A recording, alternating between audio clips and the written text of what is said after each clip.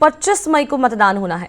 यहाँ पर इस बार हिना साहब के निर्दलीय चुनाव लड़ने से मामला त्रिकोणीय हो गया है।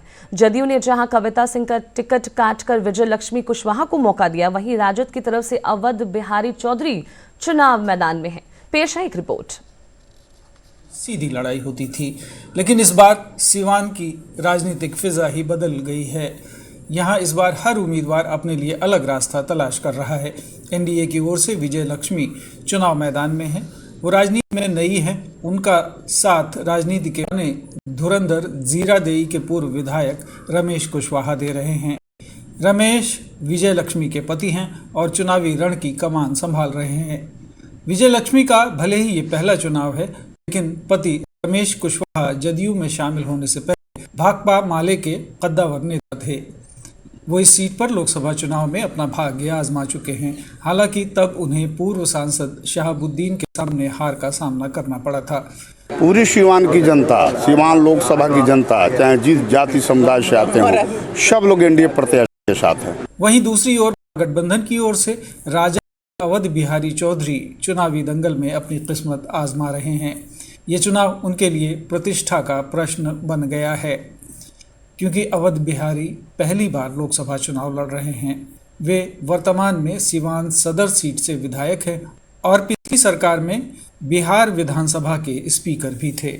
मैं सबके बीच रहने वाला, सबका काम करने वाला, बांट कर नहीं चलने वाला, अपने चरित्र को बनाकर रखने वाला, झूठ साँच में नहीं रहने वाला और समाज के सवर्ण हो या पिछड़ा, दलित, अकलियत, शोषित, पीड़ित, अति पिछड़ा, सब भाई सब साथ में रहा हूं। हमसे तो किसी राजद छोड़कर निर्दलीय चुनाव लड़ रही हिना साहब इस चुनाव के जरिए अपनी खोई राजनीतिक विरासत पाना चाहती हैं।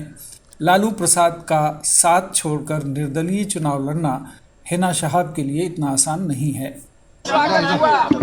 मैंने कहा ना कि ये मेरा घर है, तो घर में तो स्वागत होगा ना बेटी बहू का, इसीलिए स्वागत है।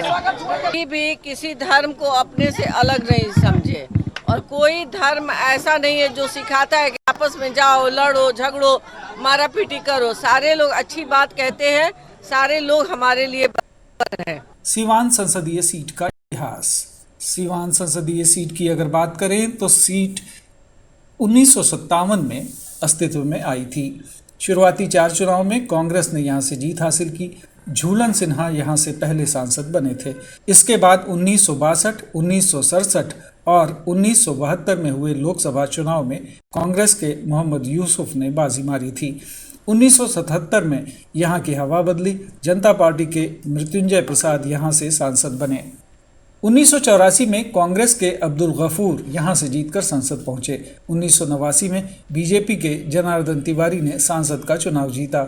1991 में जनता दल के वृषण पटेल ने बाजी मारी। 1996 में जनता दल के टिकट पर शहाबुद्दीन यहां से सांसद बने।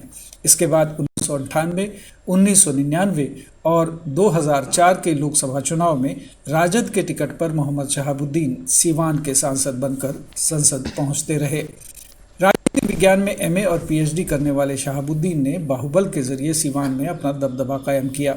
ऐसा माना जाता है कि सिवान में नक्सलवाद के बढ़ते प्रभाव के डर से हर वर्ग और जाति के लोगों ने शहाबुद्दीन का समर्थन किया था।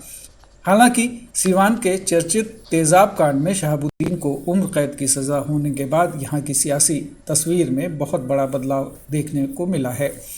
शहाबुद्दीन के जेल जाने के बाद साल 2009 में पहली बार निर्दलीय उम्मीदवार के रूप में ओम प्रकाश यादव चुनाव जीते थे।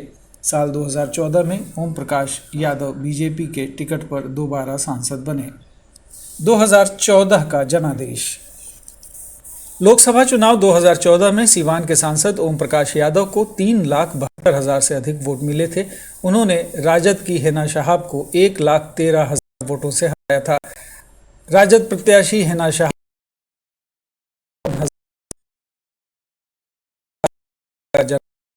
2019 के लोकसभा चुनाव में जदयू उम्मीदवार कविता सिंह यहां से सांसद बनी।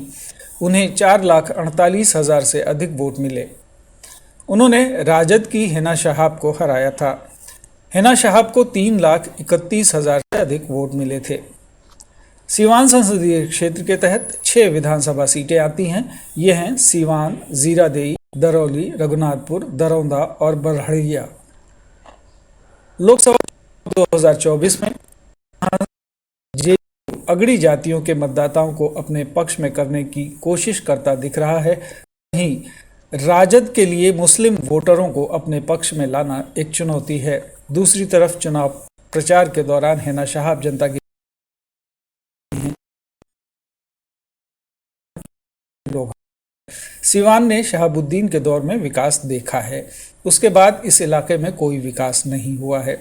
इस चुनाव में सीवान सियासत के अलावा रोजगार, महंगाई, उम्मीदवारों की छवि, विकास, संविधान और आरक्षण से लेकर